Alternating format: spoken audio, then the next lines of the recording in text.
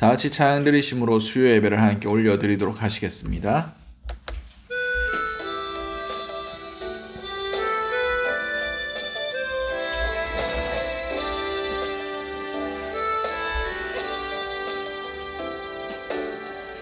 십자가 그 사랑 멀리 떠나서 무너진 나의 삶 속에 잊혀진 주 은혜 돌같은 내 마음 어루만지사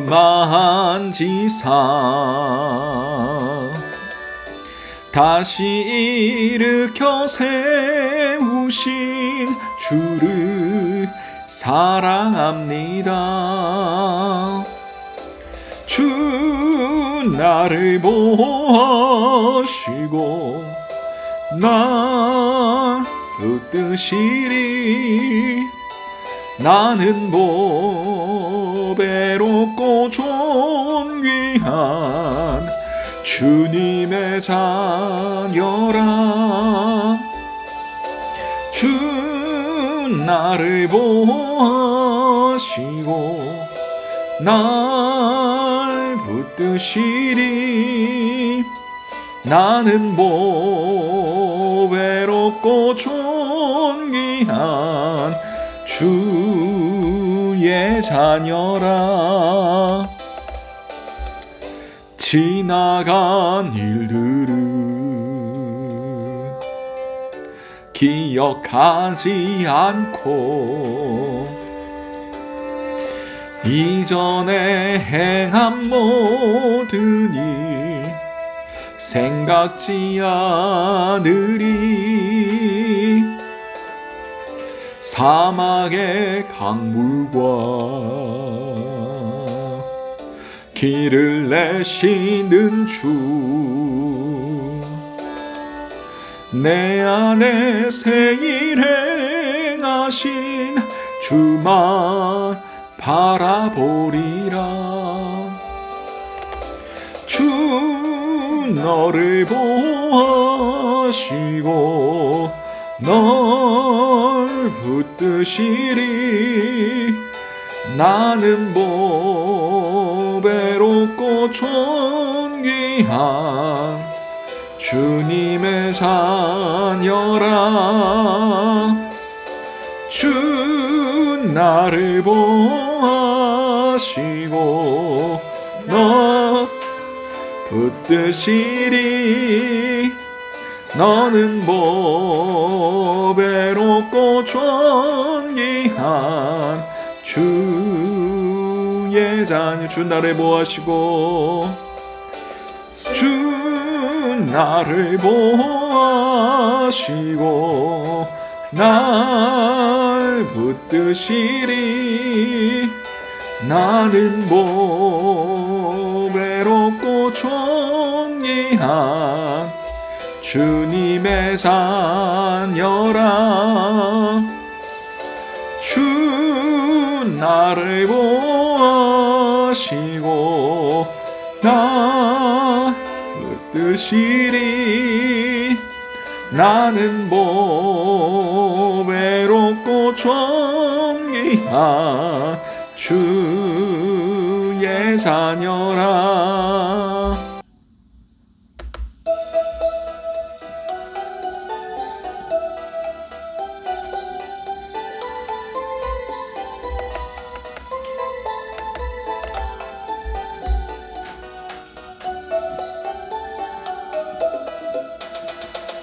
사막에 샘이 넘쳐 흐르리라. 사막에 꽃이 피어 향해 내리라. 주님이 다스릴 그 나라가 되면은 사막이 꽃동산 되리.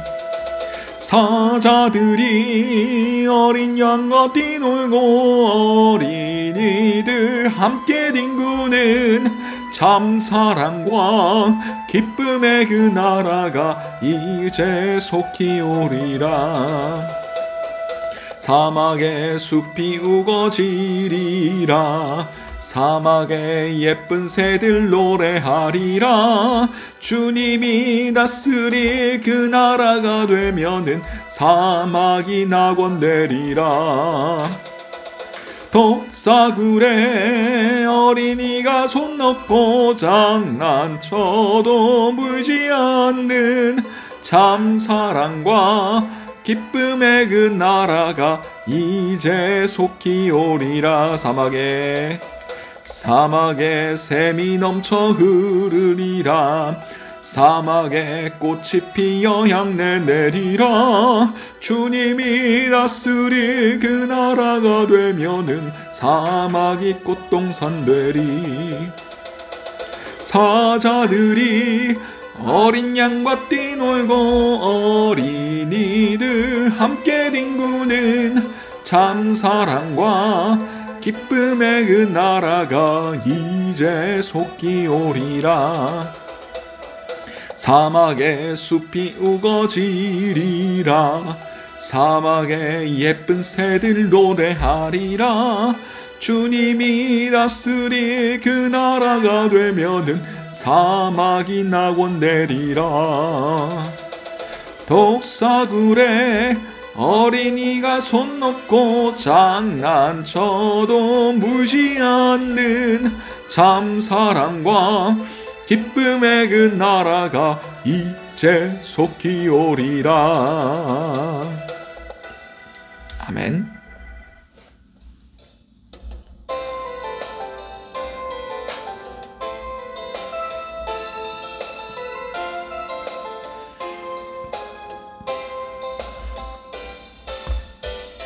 주 안에 우린 하나, 모습은 달라도 예수님 한 분만 바라네. 사랑과 선행으로 서로를 격려해 따스함으로 보듬어가리.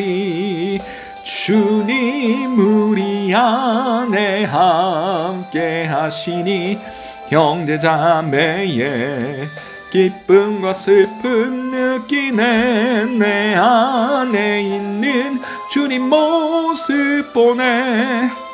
그분 기뻐하시네.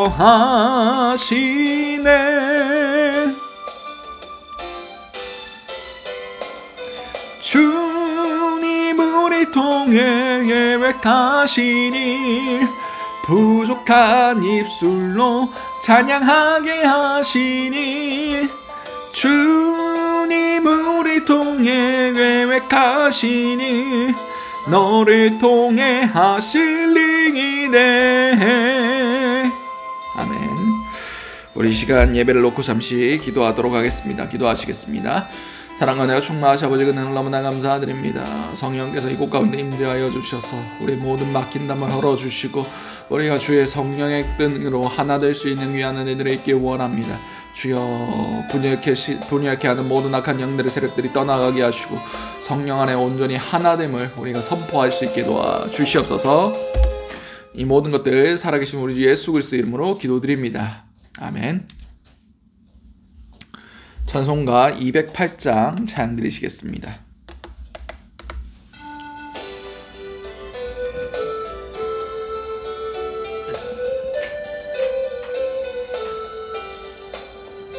내 주의 나라와 주 계신 성전과 피 흘려 사신 교회를 늘 사랑합니다.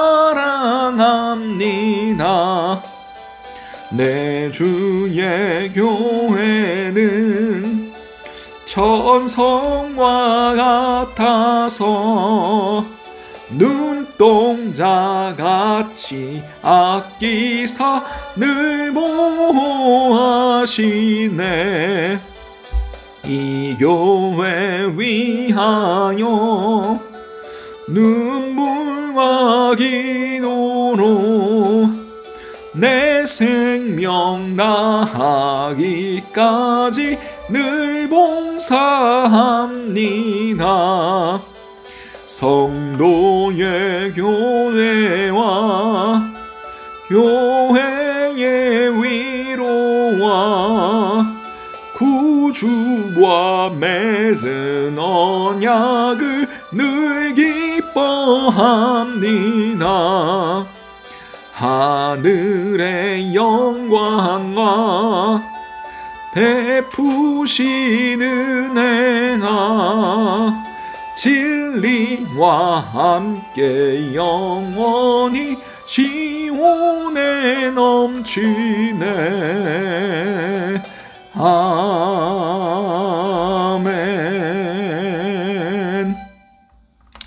오늘 우리에게 허락하신 하나님 말씀은 에베소서 6장 1절에서 9절까지의 말씀입니다.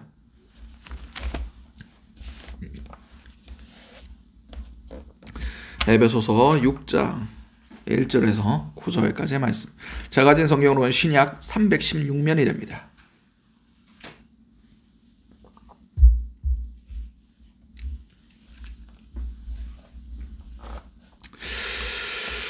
다 찾으신 줄 알고 에베소서 6장 1절에서 9절까지의 말씀을 우리 한 목소리로 합독하시도록 하시겠습니다. 자녀들아, 주 안에서 너희 부모에게 순종하라. 이것이 옳으니라. 내 아버지와 어머니를 공경하라. 이것은 약속이 있는 첫 계명이니 이로써 내가 잘되고 땅에서 장수하리라. 또 아비들아, 너희 자녀를 노엽게 하지 말고 오직 주의 교훈과 훈계로 양육하라. 종들아, 두려워하고 떨며 성실한 마음으로 육체의 상전에게 순종하기를 그리스도께 하듯 하라. 눈가림만 하여 사람을 기쁘게 하는 자처럼 하지 말고 그리스도의 종들처럼 마음으로 하나님의 뜻을 행하고 기쁜 마음으로 섬기기를 주께 하듯 하고 사람에게 하듯 하지 말라. 이는 각 사람이 무슨 선을 행하든지 종이나 자유인이나 주께로부터 그대로 받은 줄 알미라. 상전들아, 너희도 그들에게 이같이 하고 위협을 그치라. 이는 그들과 너희의 상전이 하늘에 계시고 그에게는 사람을 외모로 취하는 일이 없는 줄 너희가 알미라. 아멘. 오늘 우리에게 허락하신 에베소서 6장 1절에서 9절까지의 말씀을 가지고 에베소서 강의 그 15번째 시간 삶의 중심이라는 제목으로 함께 은혜를 나눴으면 좋겠습니다. 우리 지난 시간에 이제 실천적인 부분, 우리의 삶 가운데 실질적으로 우리가 어떻게 행해야 되는가, 그 첫 번째로 부부 간의 관계에 대해서 나눴습니다. 아내는 남편을 주께 하듯 그리스도께 하듯 그렇게 섬기고, 남편들은 아내에게 주께서 교회를 위하여 자기를 내어 주심과 같이 사랑하라고 말씀하셨습니다.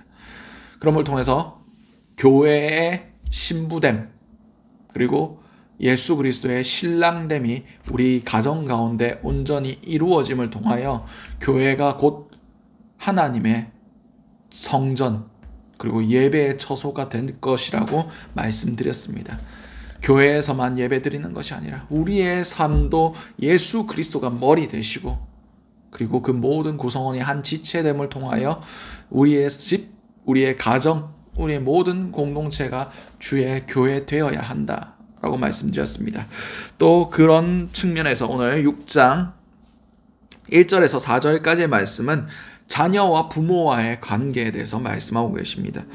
우리 한번 1절에서 4절까지의 말씀을 읽어보도록 하겠습니다. 자녀들아, 주 안에서 너희 부모에게 순종하라. 이것이 옳으니라.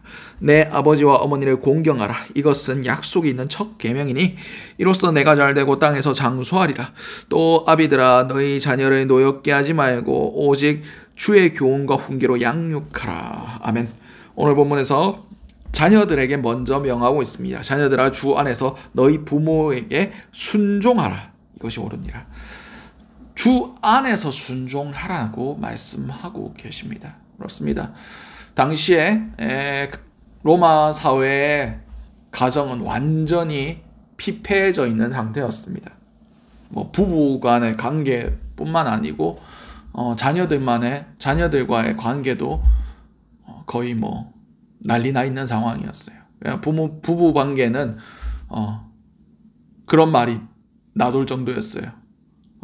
이혼을 하기 위해서 결혼을 하고 결혼을 하기 위해서 이혼을 한다. 이런 말들이 나돌 정도로. 그리고 부모와 자녀 간의 관계는 양육하기 귀찮다고 노예로 자녀를 팔아버리는 경우가 있었고, 방치해서 굶어 죽는 그런 경우도 있었다고 기록되어 있습니다. 다시 말해서 자녀를 부모의 소유물로 여겼어요. 그래서 자녀들에 대해서 내가 절대적인 권력을 사용할 수 있다라는 것이 당시의 로마 시대의 사람들의 일반적인 사고방식이었습니다. 그 가운데 자녀들에게 무엇을 요구하고 있습니까? 순종하다라고 말씀하고 계시는데, 이것은 귀를 기울이다, 주의를 집중하다라고 말씀하고 계십니다. 유대인들의 가정관에서는 하나님이 그 부모에 대한 권위를 인정해 주셨어요. 그러므로 우리 자녀들은 부모에게 귀를 기울이고 부모의 그 가르침에 순종해야 할 의무가 있었습니다. 왜냐하면 부모는 이 자녀들에게 하나님의 신앙을 가르쳐야 할 의무가 있었기 때문입니다. 그래서 부모들은 하나님의 하나님을 섬기는 법. 그래서 유대인들에게 어린 아이가 가장 먼저 배우는 것이 십계명이고, 그리고 제일 먼저 배우는 성경이 뭘 것 같습니까? 레위기랍니다. 우리는 항상 성경 통독 시작하면 창세기 출애굽기까지는 잘 가다가 레위기에서 걸려가지고 실패하는 경우가 많은데, 유대인들은 레위기를 먼저 가르칩니다. 이유가 뭔지 아십니까? 하나님을 바로 섬기는 법을 가르치기 때문입니다. 하나님 앞에 바로 설 수 있는 법을 먼저 가르쳐야 그 다음에 있는 모든 율법들이 제대로 그에게 전수될 수 있다고 믿고 그렇게 가르치고 있는 겁니다. 이것이 하나님 앞에서 옳은 겁니다. 하나님이 기뻐하시는 일이란 거예요. 부모를 통해서 전수되는 이 신앙들, 이 율법들, 하나님의 말씀들에게 귀를 기울이라고 말씀하고 계십니다. 그리고 2절에서 3절에 아버지와 어머니를 공경하라. 이것은 약속이 있는 첫 계명이니 이로써 내가 잘되고 땅에서 장수하리라. 아멘. 이 구절은 출애굽기 2장 24절 십계명에 기록되어 있는 말씀입니다. 십계명 가운데 보는 이 본문이 바로 5계명에 해당합니다.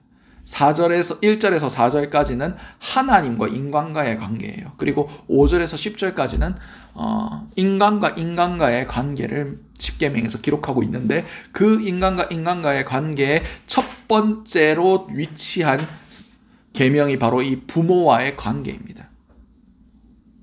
다시 말해서 1절과 4절 그리고 6절에서 10절까지를 이어주는 통로가 내 부모를 공경하라라는 겁니다.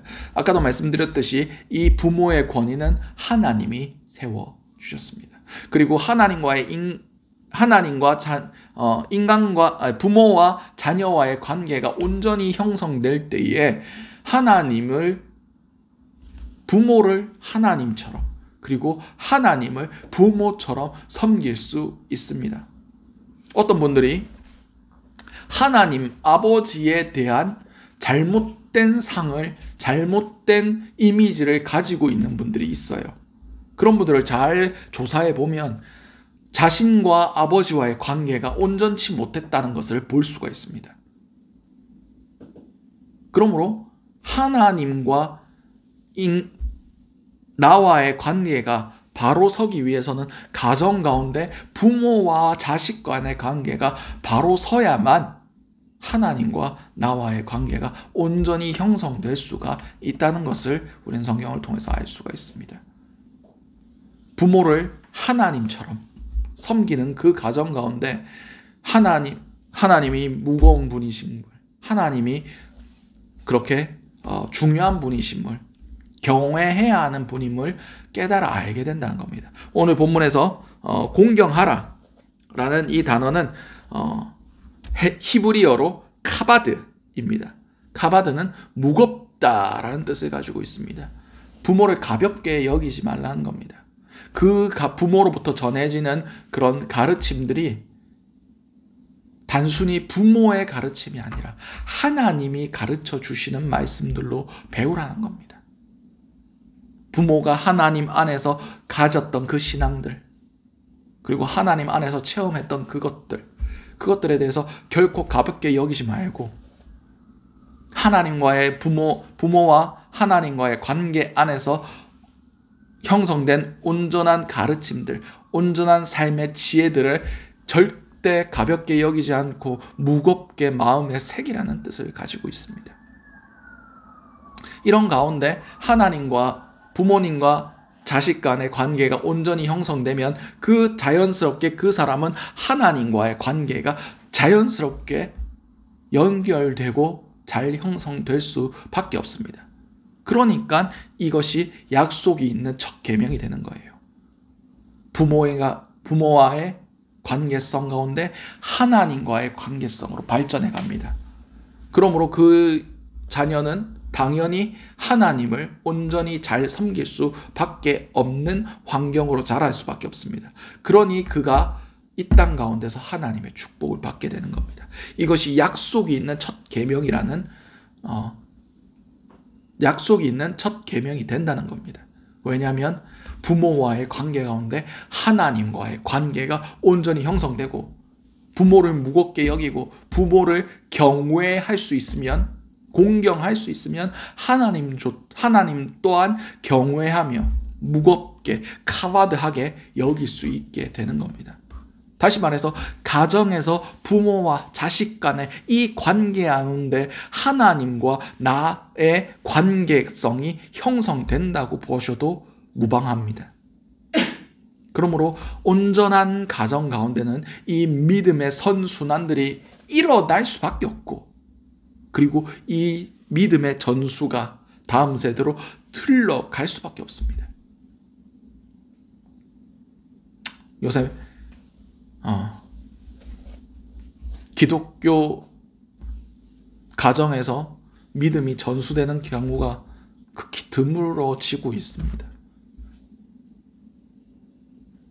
이런 관계가, 이런 선순환이 우리 가운데 일어나야 돼요.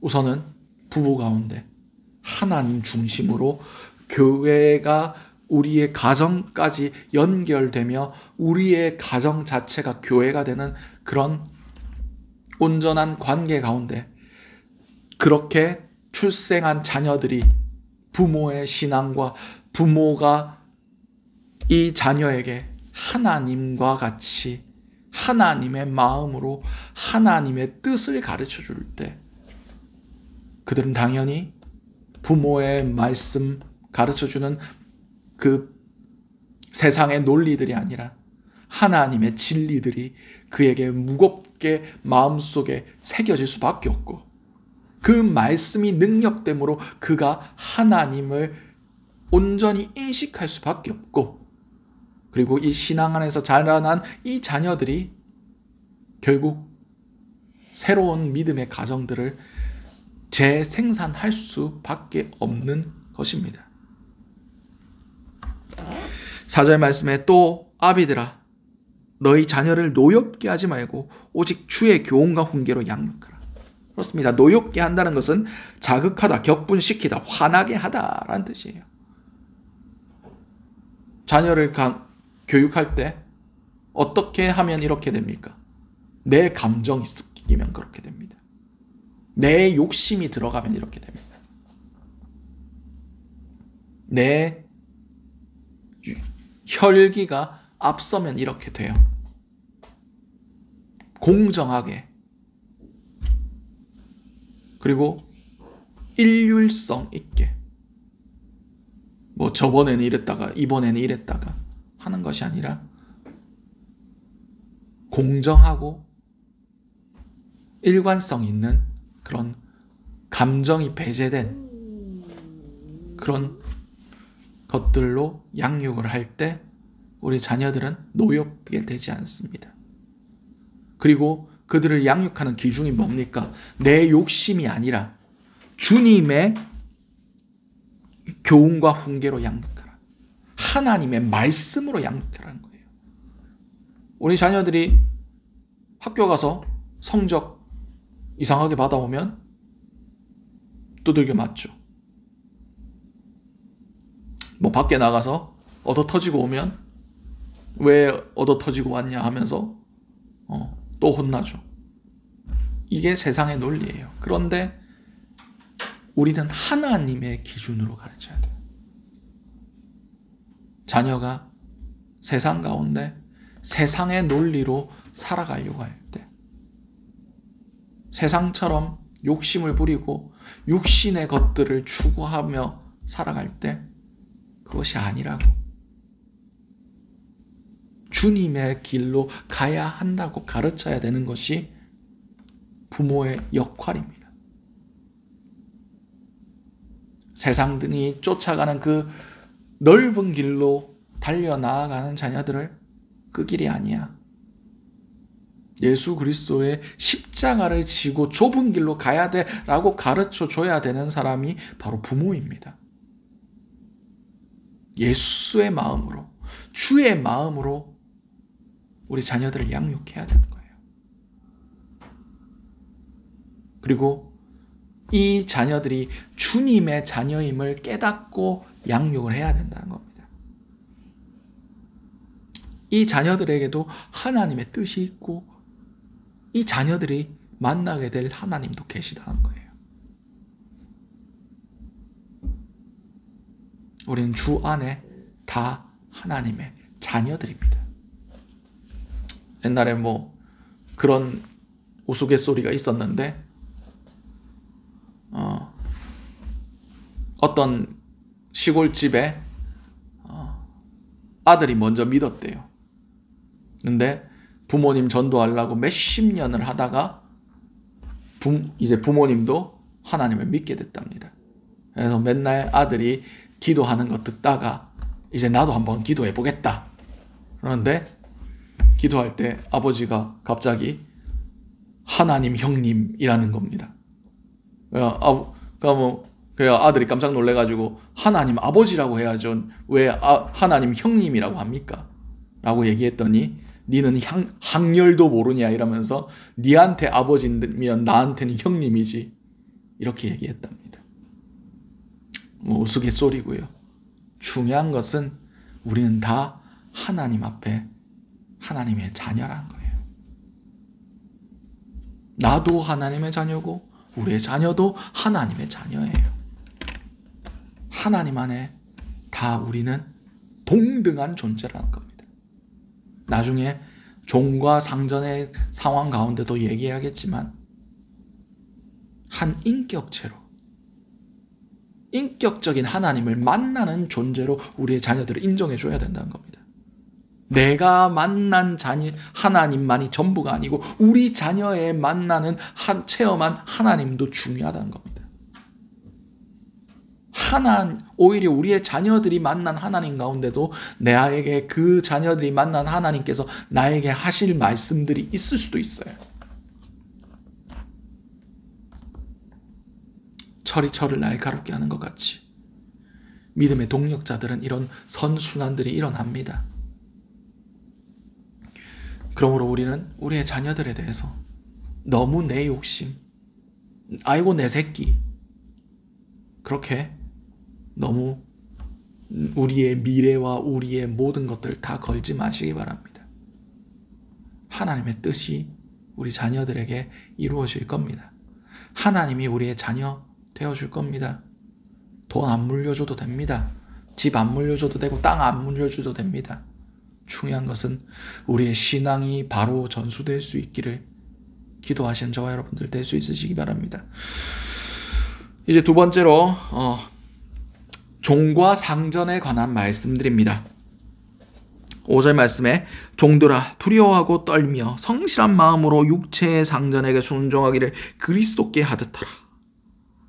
7절까지 보도록 하겠습니다. 눈가림으로만 하여 사람을 기쁘게 하는 자처럼 하지 말고 그리스도의 종들처럼 마음으로 하나님의 뜻을 행하고 기쁜 마음으로 섬기기를 주께 하듯 하고 사람에게 하듯 하지 말라. 아멘. 당시에 로마 시대 때 로마 제국 안에, 그러니까 로마가 다스리는 그 모든 로마의 영역들, 유대 땅 포함해서 뭐 아프리카와 뭐 애굽과 그런 모든 로마 제국의 영향권 안에 있었던 종의 숫자가 6천만 명이었답니다. 어마어마하죠. 우리 인구가 5천만인데 로마 제국 안에 있는 종의 수만 해도 6천만 명이었대요. 그래서 로마 시대 때 가장 성행하던 장사가 노예상이었답니다. 노예를 사고 파는 거. 근데 당시의 노예에 대한 인식이, 노예와 가축이 다른 게 뭐냐? 말귀를 알아듣고 말할 줄 안다. 이거 말고는 없었답니다. 노예를 죽여도 아무 잘못이 없어요.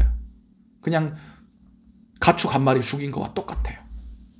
그런 상황 가운데 예수를 믿은 사람들이 누구였겠습니까? 소외되고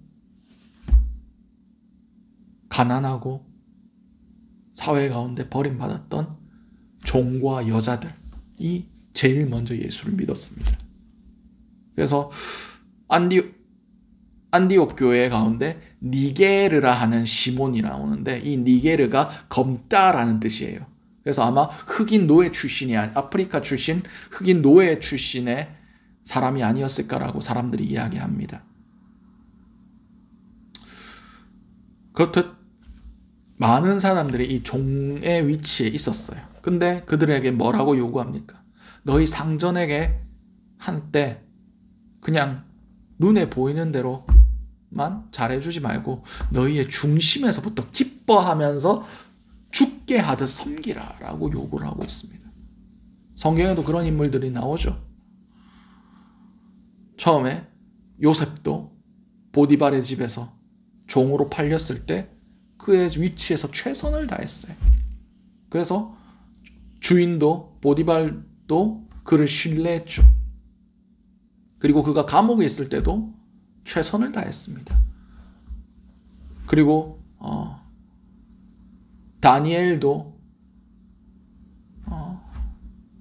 느헤미야도 다 뭐 거의 노예 출신이죠. 빼앗긴 나라에 끌려온 포로의 출신이었는데 그가 자신의 위치에서 최선을 다합니다. 그래서 다니엘을 탐탁지 않게 여겼던 많은 대신들이 왕이 다니엘만 사랑하니까, 다니엘만 총애하니까 그에 대해서 막 뒷조사를 해가지고 털어서 먼지 안 나는 사람 없다고 막 털어보는데 먼지가 안 나요. 온 전심으로 주인을 섬겼다는 소리입니다. 그래서 그가 믿는 하나님에 대하여 뭔가 걸려 넘어질 거를 찾지 않으면 도저히 찾을 수가 없다. 행위 가운데 완전했던 사람이 다니엘이었습니다. 그래서 왕도 이 다니엘을 아끼고 사랑했고, 왕이 3번 바뀌고 국가가 바뀌면서까지 다니엘은 총리의 자리에 그대로 앉아 있었어요. 보통 왕이 바뀌고 나라가 바뀌면 그 대신들은 다 죽는 겁니다. 그냥 그 다른 나라에 충성하던 사람은. 근데 다니엘이 워낙 뛰어난 사람이니까, 워낙 충성된 사람이고 중심이 진실한 사람이니까 계속해서 왕이 사용하는 거예요. 그렇습니다.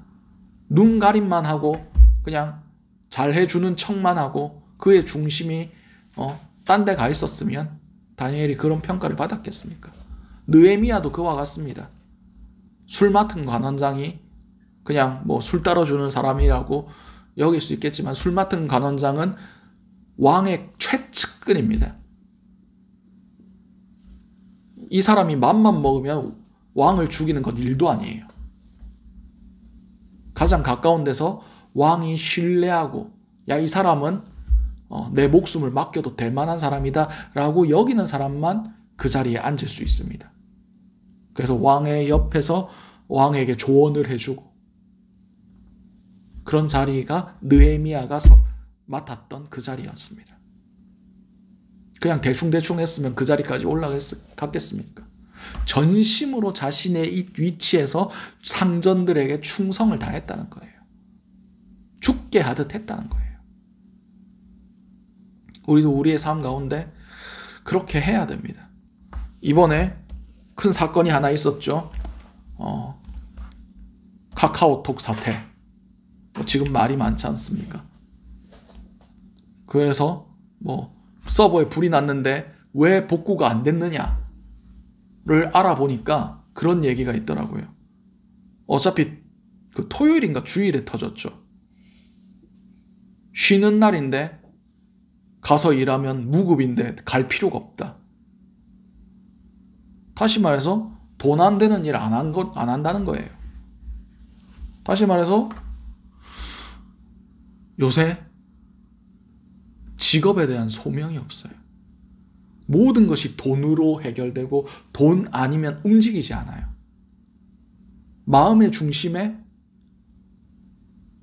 섬기고자 하는 의지가 없어요. 지금 지금 시대가 그렇습니다. 근데 뭐라고 얘기합니까? 죽게 하듯 해라. 오늘 왜 본문의 제목을 삶의 중심이라고 제가 지었겠습니까? 주 안에서 우리의 상사들에게, 주 안에서 우리의 자녀들에게, 주 안에서 우리의 부모에게 모든 중심이 주 안에서 예수 안에서 행하라는 거예요. 그때 어떤 일들이 벌어집니까? 8절 말씀에 이는 각 사람이 무슨 선을 행하든지 종이나 자유인이나 주께로부터 그대로 받을 줄 알미라. 예수님께서도 분명히 말씀하셨습니다. 사람들을 좌우로 나뉘고 나서 우편에 있는 자들에게 너희는 천국 잔치에 참여할 거다. 왜냐하면 내가 옥에 갇혔을 때 돌아보았고 내가 줄일 때 먹을 것을 주었고 목마를 때 마실 거 주었고 헐벗었을 때 입혔다.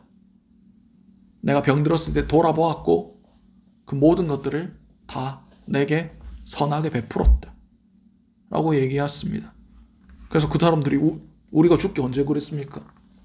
너희 중에 지극히 작은 자 하나에게 한 것이 곧 나에게 한 것이다. 그리고 반대편에 있던 자들에게 너희는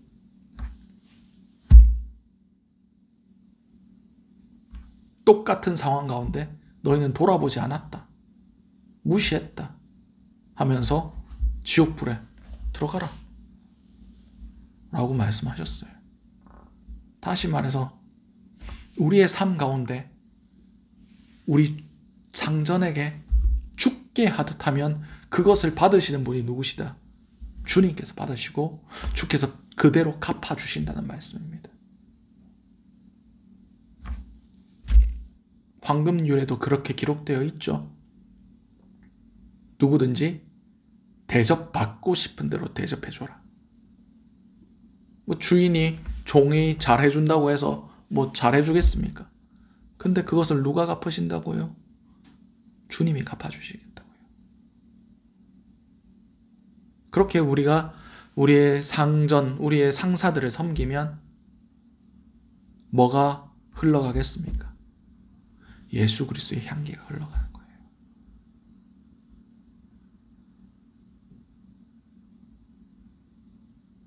주의 그 편지가 그에게 전달되는 겁니다. 우리의 만나는 모든 사람들 가운데 그 영혼을 긍휼히 여기는 마음으로 전도의 기회로 삼을 수 있습니다. 우리의 충성과 우리의 그 선한 그런 영향력들을 우리 모든 사람들에게, 우리 윗사람들에게 끼칠 수가 있습니다. 다른 사람들은 그렇게 안 하는데 왜 내만 그렇게 힘들게 해야 되느냐. 그것을 상사가 받는 게 아니라 주께서 받으시는 거잖아요. 눈에 보이는 바 형제를 사랑하지 않는 자는 눈에 보이지 않는 바 하나님을 사랑할 수 없다. 분명히 성경에 기록되어 있습니다. 우리의 모든 곳 가운데 주님은 계십니다. 우리가 사랑해야 하는 사람들, 비록 그들이 우리에게 호의적이지 아니할지라도 그를 사랑하는 그 마음으로, 주를 사랑하는 그 마음으로 그에게 아가페 사랑으로 사랑해 줄 때 주님께서 그에게 선한 일들을 이루어 주실 겁니다. 우리는 이걸 믿고 의지하며 주께서 행하실 것들을 기대하며 그 모든 관계 가운데 예수님을 중심에 두고 삶의 중심에서 그것들을 행해야 됩니다. 그리고 상전들은 뭐라고 말씀하고 계십니까? 상전들아 너희도 그들에게 이같이 하고 위협을 그치라. 이는 그들과 너희의 상전이 하늘에 계시고 그에게는 사람을 외모로 취하는 일이 없는 줄 너희가 알미라. 아멘. 좋습니다. 우리도 다 종입니다. 우리도 한 주인을 섬기는 종입니다. 뭐 그런 얘기도 있죠. 목사가 양을 치는 역할이 아니라 우리 목자는 예수님 한 분이시고 우린 그냥 양치기 개 대충 그 정도. 우리도 주 앞에 그 목자의 관리를 받아야 되는 사람입니다. 하물며 상전들도 우리 아랫사람들 막 갑질하고 그렇게 행해서는 절대 안 됩니다. 꽤 오래전 일이었어요. 제가 영락교회 다닐 때 영락교회 영아부에서 제가 섬기고 밥 먹을 시간도 애매하게 해서 그 대학부에 예배를 참여하기 위해서는 시간이 좀 빠듯했어요. 그때 교회 바로 밑에 있는 편의점에 가서 대충 밥을 때우고 예배를 참석해야 되는데 편의점에서 삼각김밥 전자레인지에 돌려 먹고 있는데 나이 지긋하신 어르신이 성경책 하나 딱 끼고 알바생인 것 같아요. 뭘 해달라고 요구를 했는데 알바생이 온 지 얼마 안 됐는지 잘 못하는 겁니다. 그분이 막 화를 내시면서 그것도 못하면서 거기 앉아있냐고 막 화를 내시는 거예요. 성경책 딱 끼고. 그걸 보고 생각했습니다. 딴 건 모르겠고 저 알바생은 절대 교회 못 가겠다. 물론 내가 그 사람의 서비스를 받는 입장으로서 요구를 했는데 안 들어주면 화가 날 수 있죠. 그런데 아까도 말씀드렸듯이 내가 그 사람의 그리스도의 편지가 될 수 있다는 거예요. 뻔히 성경책 끼고 있으면 교회 다니는 사람인 줄 알잖아요. 우리가 만나는 모든 사람들 가운데 정말 그리스도의 향기가 흘러가야 됩니다. 지극히 작은 자 하나에게 한 것이 곧 나에게 한 것이라 분명히 말씀하셨지 않습니까?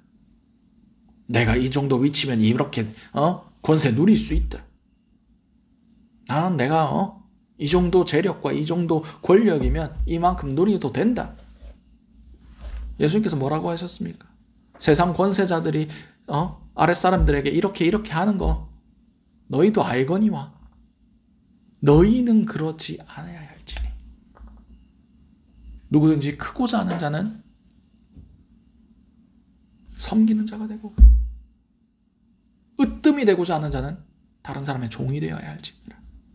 주님의 가르침입니다. 그것이 예수께서 요구하시고 예수님께서 기뻐하시는 길이란 거예요. 우리는 모든 것을 죽게 하듯 해야 됩니다. 주님의 마음을 헤아려야 됩니다. 주께서 그 모든 권세를 다 누릴 수 있는 분이시지만 그 모든 존경과 모든 것들을 다 누려야 마땅한 분이시지만 포기하고 십자가에 돌아가시기까지 우리에게 이 구원을 주셨지 않습니까? 많이 탕감받은 자가 많이 사랑합니다. 우리가 그 사랑을 깨달아 아는 사람이라면 우리의 삶 가운데 그 영혼을 향한 주님의 마음을 헤아려 볼 수밖에 없습니다. 우리의 모든 삶의 행동의 중심 가운데 예수가 있어야 돼요. 예수님의 마음으로. 예수가 그 영혼을 사랑하는 마음. 예수가 우리의 자녀들을 사랑하는 마음. 예수가 우리의 아내를 사랑하는 마음. 우리 남편을 사랑하는 마음. 우리 부모를 사랑하는 마음. 우리 삶의 중심은 예수가 되어야 됩니다. 그럼을 통해서 주님의 뜻이 우리 삶 가운데 이루어지기를 원합니다. 그럼을 통해서 하나님의 원하시는 바가, 하나님의 나라가 우리 삶 가운데 이루어지길 원합니다. 삶의 중심은 내가 아니라 예수십니다. 예수 안에 모든 것은 가능합니다. 예수를 중심으로 살아갈 때 우리 모든 인간관계는 주께서 받으실 만한 예배가 되는 겁니다. 교회에서만일 뿐 아니라 우리 삶에서도 예수는 우리의 높임을 받으시기에 합당한 분이십니다. 우리가 이것을 기억하시는 저 여러분들 될 수 있으시기 바랍니다. 기도하시겠습니다. 사랑과 나 충만하신 아버지 은혜를 너무나 감사드립니다. 우리의 삶의 모든 관계성 가운데 예수님이 우리의 중심 되어 주시기를 간절히 소망합니다. 우리가 누구를 만나듯 주님을 배웁듯 할 수 있게 하시고 죽게 하듯 그 영혼들을 사랑하며 섬길 수 있게 도와주시옵소서. 이 모든 것들이 살아계신 우리 주 예수 그리스도의 이름으로 기도드렸습니다. 아멘. 우리 오늘 주셨던 말씀들 놓고 우리 주여 한번 외치신 후에 통성으로 기도하시다가 각자의 기도 제목으로 기도하신 후 자유롭게 돌아가시도록 하시겠습니다. 우리 다 같이 기도하시겠습니다.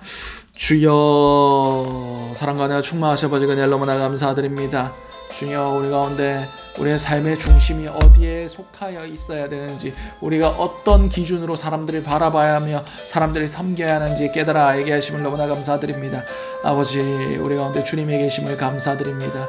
우리 모든 영역 가운데 주님의 사랑이 부어지기를 원합니다. 주님의 마음으로 우리의 모든 이웃들을 바라보게 하시고 우리의 모든 직장과 우리의 사업장 가운데 주님의 마음이 부어질 수 있게 하시고 주님의 주권이 선포될 수 있게 하시고 모든 관계성 가운데 주 예수 그리스도가 전해질 수 있게 하시고 우리의 모든 충성과 우리의 모든 섬김이 주님이 받으실 만한 것들로 주님께서 받으시는 예배로 올려드림 받을 수 있길 원합니다. 지극히 작은 자에게 한 것이 곧 나에게 한 것이라 말씀하셨던 것 같이 우리 모든 삶 가운데 죽게 하듯 하늘이 흘러 넘칠 수 있게 하심을 통하여 우리의 모든 영역이 주님의 나라, 주님의 천국 될 수 있게 도와주시옵소서.